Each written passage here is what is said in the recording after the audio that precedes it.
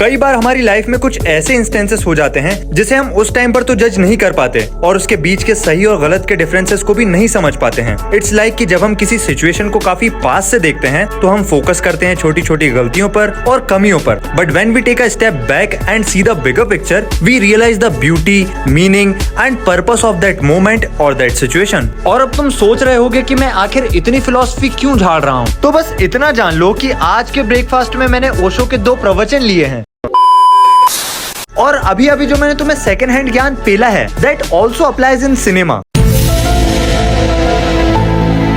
Confuse मत हो रे, मी सांगतो ना बाबा। लाइक कई ऐसी मूवीज होती हैं जो अपने इनिशियल रिलीज के टाइम पर तो ऑडियंस को समझ नहीं आती है या तो ऑडियंस उससे रिलेट नहीं कर पाती है at that point of time, जिस वजह से मूवी बॉक्स ऑफिस पर कुछ खास परफॉर्म नहीं कर पाती and as a flop declare कर दी जाती है। बट सालों बाद जब जनता की नींद खुलती है तब उन्हें पता चलता है कि जिसे उन्होंने कोयला समझकर फेंक दिया था असल में तो वो हीरा निकला। अंडरवर्ल्ड में जिक्र आया राह के नाम का। तो ऐसे ही कुछ फिल्म्स आज मैं तुमसे शेयर करूंगा जो अपनी रिलीज के टाइम पर तो फ्लॉप रही but now it became so popular and even considered cult classics. So welcome to Cinepius. Sholay, इस आइकॉनिक रिवेंज सागा को कौन भूल सकता है, जिसका हर एक कैरेक्टर काफी मेमोरेबल है एंड इवन हर एक कैरेक्टर की अपनी एक फैन फॉलोइंग है। बट क्या तुम जानते हो कि शोले अपने रिलीज के इनिशियल डेज में फ्लॉप डिक्लेयर कर दी गई थी एंड इवन क्रिटिक्स ने भी इसे एक बिलो एवरेज फिल्म डिक्लेयर कर दिया था। बट लेटर ऑन इसकी positive word of mouth publicity ने इसे बॉक्स ऑफिस पर सिर्फ सक्सेसफुली नहीं बल्कि ब्लॉकबस्टर भी बना दिया था, जिसके बाद इसने कई सारे रिकॉर्ड्स ब्रेक किए थे एंड रिसेंटली इसने अपनी रिलीज के 50 ईयर्स भी कंप्लीट किए हैं और ये उन फिल्मों में से है जो कि आज भी मास मसाला फिल्म्स के लिए एक टेम्पलेट की तरह वर्क करती है।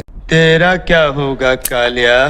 सत्या। ईयर 1998 में आई डायरेक्टर राम गोपाल वर्मा की इस crime thriller gangster genre film ने कई एक्टर, राइटर, डायरेक्टर को तो स्टारडम दिया ही था, but Hollywood director Danny Boyle के लिए भी ये फिल्म एक ब्लूप्रिंट बनी थी that how the actual Mumbai looks like, जिसके बाद उन्होंने Oscar winning film Slumdog millionaire बनाई थी। तो इससे तुम समझ ही सकते हो कि इस फिल्म का इंडियन सिनेमा पर कितना स्ट्रॉन्ग इम्पैक्ट हुआ होगा, जिसके बाद गैंगस्टर और अंडरवर्ल्ड के अराउंड कई ग्रेट मूवीज हमें देखने को मिलती रही। Although this was the prime of RGV, but अब तो शायद वो अपनी किसी और ही आग को बुझाने में लगे हुए हैं।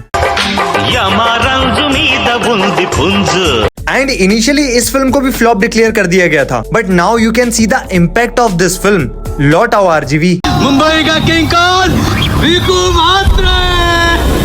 स्वदेश, दिस इज द फिल्म जिसके लिए शाहरुख खान को एक्चुअली में नेशनल अवार्ड मिलना चाहिए था, बट आजकल तो किसी भी एवरेज सी परफॉर्मेंस या फिल्म के लिए एक्टर्स को नेशनल अवार्ड दे दिया जाता है। साल 2004 में आई डायरेक्टर आशुतोष गवारीकर की ये फिल्म जिसके लिए एसआरके ने अपना हार्ट एंड सोल दे दिया था, but still it was failed at box office. Maybe उस टाइम के अकॉर्डिंग ये मूवी ऑडियंस के बीच फिट नहीं हो पाई और दी अनदर रीजन इज कि मूवी सेम टाइम पर ही कई सोशल इश्यूज पर फोकस करती है एंड उस टाइम पर एसआरके की इमेज मेनली एक रोमांटिक हीरो की थी। और ये 2004 में ही एसआरके की 2 मूवीज रिलीज हुई थी। फर्स्ट मैं हूं ना जो कि सुपर हिट थी एंड सेकंड वीर ज़ारा जो कि ब्लॉकबस्टर थी एंड एट लास्ट थी स्वदेश जो कि बॉक्स ऑफिस पर एवरेज रही, but by the time it is aged like a fine wine and now it is considered a cult classic. और एसआरके ने ये प्रूव कर दिया था that he is more than a romantic hero. मैं नहीं मानता हमारा देश दुनिया का सबसे महान देश है, लेकिन ये जरूर मानता हूँ कि हमें काबिलियत है, ताकत है अपने देश को महान बनाने की।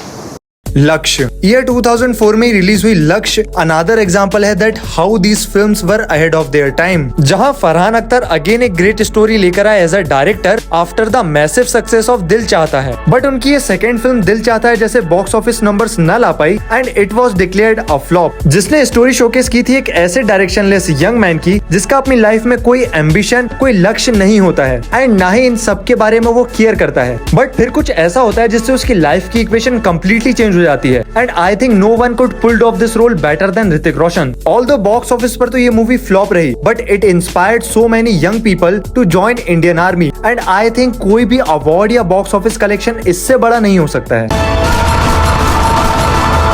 तमाशा, हम सब जानते हैं कि इम्तियाज अली इस जनरेशन के one of the great directors में से हैं, जिनका स्टोरी टेलिंग का तरीका इतना खूबसूरत और इतना सहज है कि वो हर किसी का मन मोह लेती है and Tamasha is one such film जो कि हर तरह से परफेक्ट फील होती है and also one of the best performance of Ranbir Kapoor. And ये मूवी उन लोगों को ज्यादा पसंद आ सकती है जो या तो कोई क्रिएटिव काम करते हैं या करना चाहते हैं, क्योंकि मूवी स्टोरी शोकेस करती है एक ऐसे यंग मैन की who is passionate and talented towards his craft and wants to follow it, but अपनी family pressure pressure and society के बेतुके रूल्स की वजह से वो अपने पैशन को फॉलो नहीं कर पाता है। बट फिर वेद की लाइफ में आती है तारा एंड वो वेद में कुछ ऐसा देखती है जो शायद कोई और नहीं देख पाता है। एंड जैसे वेद के अंदर के पैशन को किसी ने नहीं देखा था, इस मूवी को भी उस टाइम पर किसी ने नहीं देखा था। But now it is so popular and even considered a cult film. कोई पत्थर से ना मारे मेरे ढिन ढिन चक ढिन चक ढिन ढिन ढिन ढिन।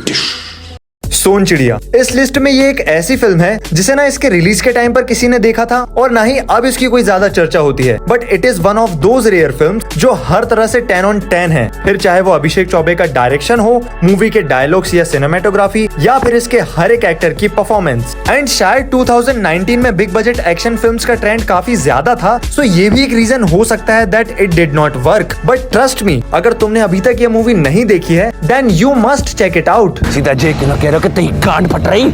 अग्निपथ ईयर 1990 में रिलीज हुई डायरेक्टर मुकुल आनंद की ये रिवेंज ड्रामा फिल्म जो कि ओवर द टाइम एक कल्चरल शिफ्ट बन गई। एंड अमिताभ बच्चन जी की मोस्ट ऑफ द इमिटेशंस आज भी उनके कैरेक्टर विजय दीनानाथ चौहान से की जाती है। एंड मूवी का एक्शन, सिनेमेटोग्राफी और जिस स्टाइलाइज तरीके से बिग बी, इवन डैनी जो फिल्म के विलन थे, जिस तरीके से उन्हें प्रेजेंट किया गया था, that was never seen before. And ये सब चीजें हमें आज की मूवीज में भी किस तरह देखने को मिलती है वो तो तुम जानते ही हो। एंड इस तरह का सिनेमा दिखाने के बाद भी it was flopped at box office, but still Big B won national award for this movie and उनकी इस परफॉर्मेंस एंड इस मूवी को one of his great work consider किया जाता है।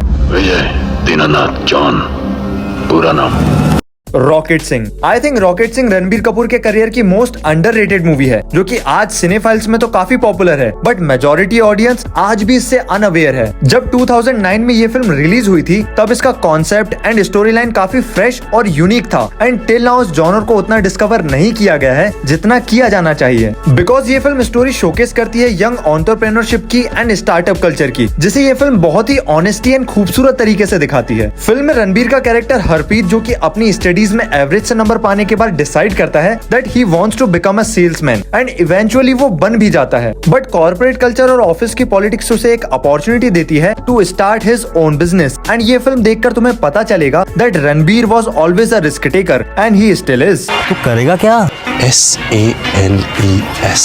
जाने Bhi Do Yaaro, this is the one such film जो तुम्हें हंसाने के साथ साथ तुम्हें ये भी बताती है कि हमारे अराउंड हर जगह कितना करप्शन फैला हुआ है। एंड इसे one of the most intelligent Indian film भी कहा जा सकता है, बिकॉज जिस तरह से ये अपनी स्टोरी को सटारिकली ब्लेंड करके प्रेजेंट करती है that is great. And this is one of the film जो कि हर टाइम, हर ईयर और हर डेकेड में उतनी ही रिलेवेंट रहेगी जितनी ये अपनी रिलीज के टाइम पर थी। डायरेक्टर कुंदन शाह का ये डायरेक्टोरियल डेब्यू जिसे उन्होंने FTIA से पास आउट होकर अराउंड 7 लाख के बहुत ही छोटे बजट पर बनाया था, जिसे NFDC ने फंड किया था। Still it was failed at box office, but over the time it became a cult classic of Indian cinema and for comedy films it's still a benchmark. तुम्हें editor Kaagaz Ke Phool. After the massive success of Pyaasa, Guru Dutt ji ने decide किया to direct his next film Kaagaz Ke Phool, जो कि उनकी most ambitious film थी। And ये Indian cinema की पहली फिल्म बनी जिसे सिनेमा स्कोप में शूट किया गया था, जहां मूवी की स्टोरी शोकेस करती है एक पॉपुलर एंड ग्रेट डायरेक्टर के राइज एंड फॉल की, जो कि तुम क्लोजली एनालाइज ना भी करो तो भी समझ जाओगे दैट फिल्म की स्टोरी काफी हद तक रेजोनेट करती है गुरुदत्त जी की पर्सनल एंड प्रोफेशनल लाइफ से। And after the massive failure of कागज के फूल, उन्हें फाइनेंशियल लॉस तो हुआ ही, बट इस फेलियर ने पर्सनली भी उन्हें काफी हर्ट कर दिया था। और इसके बाद कभी भी उन्होंने कोई मूवी डायरेक्ट नहीं की, which was very saddened. But later on इस मूवी को एज अ मास्टरपीस कंसिडर किया जाने लगा फॉर इट्स सिनेमैटिक ब्रिलियंस। बिछड़े सभी बारी बारी। तो यह है लिस्ट उन चुनिंदा फिल्म्स की जो बॉक्स ऑफिस पर तो भले ही फ्लॉप रही हूँ, बट इनकी स्टोरी टेलिंग, कॉन्सेप्ट और यूनिकनेस ने अपने कई फैंस बना लिए। हाँ, मैं भी उनमें से एक हूँ। और अगर ऐसी कोई और फिल्म्स हैं जो तुम्हें पसंद हो पर बॉक्स ऑफिस पर कुछ खास कमाल ना कर पाई हो, then comment section is all yours. Drop the name in the comments. See you in the next video.